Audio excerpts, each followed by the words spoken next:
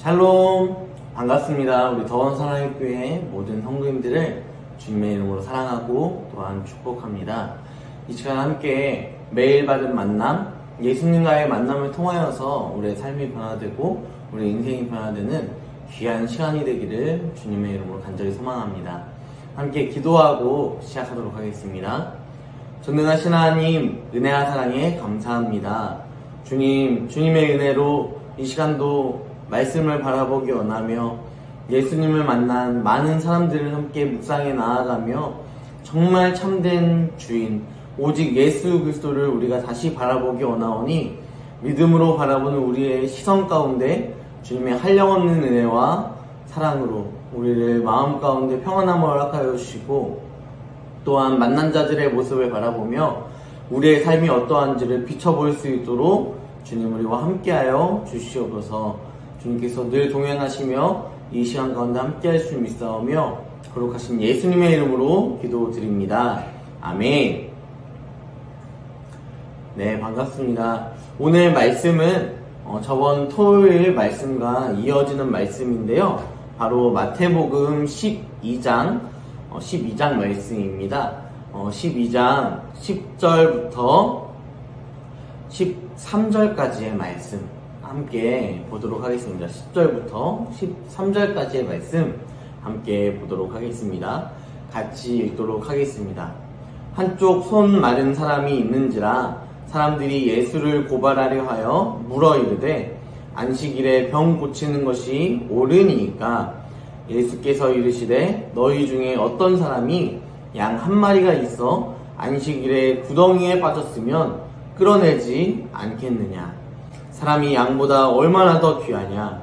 그러므로 안식일에 선을 행하는 것이 옳으니라 하시고 이에 그 사람에게 이르시되 손을 내밀라 하시니 그가 내밀매 다른 손과 같이 회복되어 성하더라. 아멘. 이 말씀은 예수님께서 안식일에 손 마른 사람을 고치신 사건의 내용입니다. 이 사건의 내용을 통하여서 바리새인들의 반응을 바라보며 또한 우리의 삶의 반응을 또한 함께 바라보기 원합니다. 먼저 예수님은요 일부러 그들과 함께 하셨습니다. 먼저 안식일에 있었던 하나의 이슈를 마치신 이후에 오히려 회당으로 들어가시는 모습을 보실 수 있습니다. 오늘 9절 말씀에 보면 거기에서 떠나 그들의 회당에 들어가시니 회당으로 일부러 어떻게 보면 사자의 굴로 들어가는 그러한 모습을 보여주시는 것이죠. 그때 한쪽에 손 마른 사람이 있는 것을 많은 사람들이 보았습니다. 그래서 예수를 고발하려고 어떻게 보면 이 고발하려고 라는 이 모습은 예수님을 시험해보기 원하는 이 많은 바리새인들과 종교 지도자들 뿐만 아니라 많은 하나님을 믿는 사람들의 반응이었을 것입니다. 그래서 이렇게 이야기하는 것이죠. 안식일에 병 고치는 것이 옳습니까? 라고 물어보는 것입니다. 여러분 사실 이 질문에는 이미 답이 정해져 있었습니다. 구약 성경 말씀에 안식일을 기억하여 거룩하게 지켜라. 그리고 또한 안식일에 일을 하는 사람, 안식일에 뭔가 하는 사람에게는 많은 벌이 주어지고 또한 죗값을 치러야만 하는 그런 모습들이 주어졌습니다. 사실 이제 구약 성경 말씀에 보면요 안식일에 나무를 하다가 죽임을 당하는 사람들도 있을 정도로 안식일을 거룩하게 지키는 것, 구별하여 지키는 것은 이 시대 가운데 2000년 동안 지켜오던 굉장히 귀한 규칙 중에 하나였다는 것이죠. 그런데 이것을 너무도 잘 알고 있는 이 이스라엘 백성들이 오히려 예수님께 안식일에 병 고치는 것이 옳습니까? 라고 질문하는 것입니다. 여러분, 이 구약 성경에 나오는 많은 이 계명뿐만 아니라 이 바리새인들과 이 이스라엘의 유대교는 자신들이 만들어낸 많은 계명들을 지켜가며 살았습니다. 율법주의로 살아갔던 것이죠. 그들의 율법은 거의 600개가 넘는 그런 많은 계명들이 있었고 사실 참 모순된 계명들이었습니다. 이것 하나를 지키면 어떠한 것을 지키지 못하는 그러한 계명들, 어떻게 보면 참 말도 안 되는 그러한 계명들이 그들 안에 있었던 것이죠. 하지만 그 누구도 이 계명들에 대하여서 잘못되었다 이야기하는 사람도 없었던 상황이었습니다. 자, 이렇게 예수님을 시험하는 이 질문 앞에서 예수님은 마치 정면 돌파를 하시는 것처럼 이렇게 이야기하시는 것이죠. 11절, 12절 말씀을 보니까 이렇게 나와 있습니다. 너희 중에 어떤 사람이 양 한 마리가 있는데 안식일에 구덩이에 빠져 있으면 끌어내지 않겠느냐. 마치 이 양 한 마리를 비교해 가면서 이야기하고 있는 것이죠. 너희들이 가축을 칠 때에 이러한 상황이 발생하면 너희들은 어떻게 하니? 이 당시에는, 그리고 이 구약 시대 가운데서는 유목 사회였고 양을 치는 것이 너무도 자연스러운 시대였기 때문에 이 질문이 너무 당연하게 이들의 삶 가운데 녹여져 있는 문제였고 또한 질문이었을 것입니다. 그런데 예수님께서 이 답변을 직접 하시는 거죠. 사람이 양보다 얼마나 더 귀하냐. 양보다 사람이 얼마나 더 귀하냐. 너희도 알고 있잖아. 그러므로 안식일에 선을 행하는 것이 옳다라고 이야기하시는 거죠. 그 이야기를 마치신 이후에 손을 내밀라. 한쪽 손 마른 사람에게 손을 내밀라 하시고 그 손을 회복시켜 주셨습니다. 여러분, 사실 이 예수님의 이 답변은 어떻게 보면 하나님께서 우리 모든 하나님을 믿는 자들에게 원하시는 마음과 원하시는 모습이 아닐까 생각이 듭니다. 하지만 이 이야기를 들었을 때에 바리새인들의 반응은 어떻습니까? 14절 말씀을 보니까요, 바리새인들은 회당으로 밖에 나가서 그들끼리 대화하게 되는데 어떻게 하면 예수를 죽일까? 이것을 의논하고 있는 것입니다. 이 의논에는 여러 가지 이유가 있었겠죠.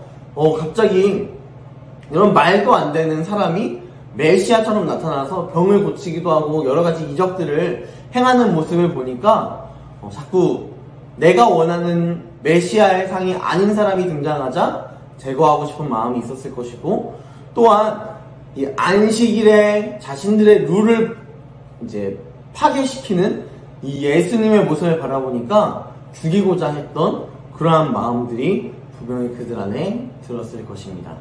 여러분, 이 모습이 비단 이 사람들, 이 바리새인들의 모습만은 아닐 것입니다.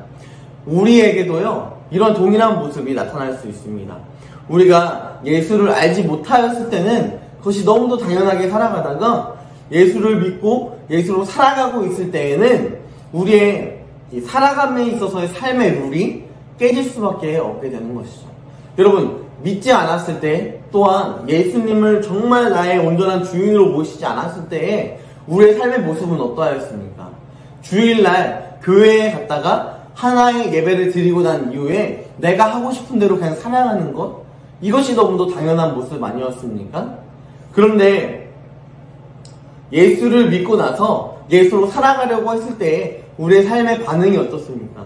주일 예배로만 끝나나요? 그것이 아니라 내가 할 수 있는 어떠한 헌신들을 해 나가려고 우리 스스로 노력해 나간다는 것이죠. 그런데 그러면서 우리 안에는 두 가지의 마음이 들 수 있습니다. 이 섬기는 것이 기쁜 거예요. 섬기는 것이 나에게 있어서 너무도 영광되고 너무도 감사하고 감격이 있는 것입니다. 그런 사람들은 이런 바리새인들의 모습이 아니라 정말 참된 그리스도인의 모습으로 교회를 섬기고 또 교회를 사랑하고 이웃을 내 몸과 같이 사랑하는 자녀로서 살아가실 것입니다. 하지만 그렇지 않고 이러한 것들이 내 마음 가운데 짐으로 다가오고 또 어려움으로 다가왔을 때 교회 안에서 헌신하고 교회 안에서 좋은 일들을 해나가고 함께 협력하고 선을 이루는 것을 해나가는 것이 어떤 사람에게는 부담이 되고 어떤 사람에게는 어려움으로 다가올 때는 오히려 예수님이 내 안에 계시지만 자꾸만 주일 그 부담감이 내 안에 찾아오자 예수님을 내 가운데서 내치려고 하는, 내 마음 가운데 예수님이 계시지만 내가 주인 되려고 하는 그러한 모습들이 우리 가운데 있을 것입니다. 우리가 이런 완악하고 어떻게 보면 표출되는 죽이려고 하는 그러한 모습이 아니라 할지라도 우리의 영혼을 죽이는 모습이 있을 수 있고 우리의 영혼에 피폐함을 가지고 올 수밖에 없는 그러한 모습, 그러한 삶의 방향성을 우리가 가지면서 살아갈 수 있다는 것입니다. 이러한 모습을 통하여서 우리의 삶을 다 같이 돌아보기 원합니다. 우리가 주일날 혹은 일주일 동안 삶을 살아가면서 정말 우리의 가지고 있는 룰들, 우리가 가지고 있던 규칙들이 있었지만 정말 예수로 살아가기 위하여서 렘방 모임을 하기도 하고 수요 예배를 드리기도 하고 또한 9시 기도회를 드리고 또한 153 기도회를 통해서 기도하며 나아갈 때 우리 안에 우리의 마음은 어떻습니까? 이것이 부담으로 다가오고 우리의 짐으로 혹여나 다가오고 있는 것은 아닌지 다시 한번 돌아보기 원합니다. 마지막으로 우리가 호세아 6장 6절 말씀, 이것이 바로 하나님의 마음이고 또한 하나님께서 우리에게 원하시는 마음이고 또한 2000년 구약시대 또한 지금 2000년을 살아가고 있는 이 신약시대에도 동일하게 주어지는 마음이 아닐까 싶습니다. 호세아 6장 6절 말씀, 나는 인애를 원하고 제사를 원하지 아니하며 번제보다 하나님을 아는 것을 원하노라. 아멘. 이 마음이 어떤 마음입니까? 신약 성경에 예수님께서 말씀하신 내 이웃을 내 몸과 같이 사랑하라. 하나님을 사랑하고 내 이웃을 내 몸과 같이 사랑하라.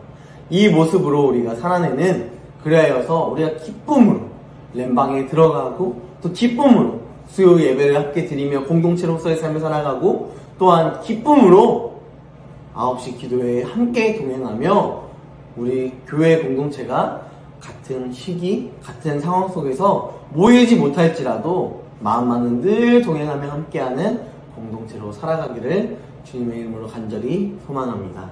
기도하겠습니다. 전능하신 하나님, 은혜하신 하나님 감사합니다. 오늘 이 말씀을 통하여서 정말 하나님을 사랑하고 내 이웃을 내 몸과 같이 사랑하는 그 마음, 안식일에 많은 사람들이 구약 시대 가운데 일을 하지 않는 것이 너무 당연하였고 어떠한 액션을 취하지 않는 것이 너무도 당연하였지만 그럼에도 불구하고 주님이 원하시는 것은 룰이 아니라 규칙이 아니라 사랑하는 그 마음, 그 마음 하나 가지고 일하시고 그가 일하셨던 그 모습들, 그리하여서 결국은 베드로를 회복시켜 나가시면서 질문하신 그 한 가지 사랑을 가지고 우리가 다시 한번 나아가기 원합니다. 하나님, 이 시간 가운데 이제 다시 새롭게 렘방을 시작하고 또 9시 기도회를 시작하고 또한 수요 예배를 예센스 예배로 시작하는 우리 가정 가운데 우리의 마음이 어떻습니까? 부담으로 다가오고 있지는 않습니까? 그렇다면 정말 주님 앞에 우리의 마음을 깨뜨리고 우리가 주님 앞에 마음을 내려놓고 주님께서 기쁘시고 원하시는 모습이 어떠한 것인지를 우리가 다시 한번 생각하고 기억하며 살아갈 수 있도록 인도하여 주시옵소서. 주님, 우리와 늘 동행하시며 역사의 주 믿사오며 거룩하신 예수님의 이름으로 기도드립니다. 아멘.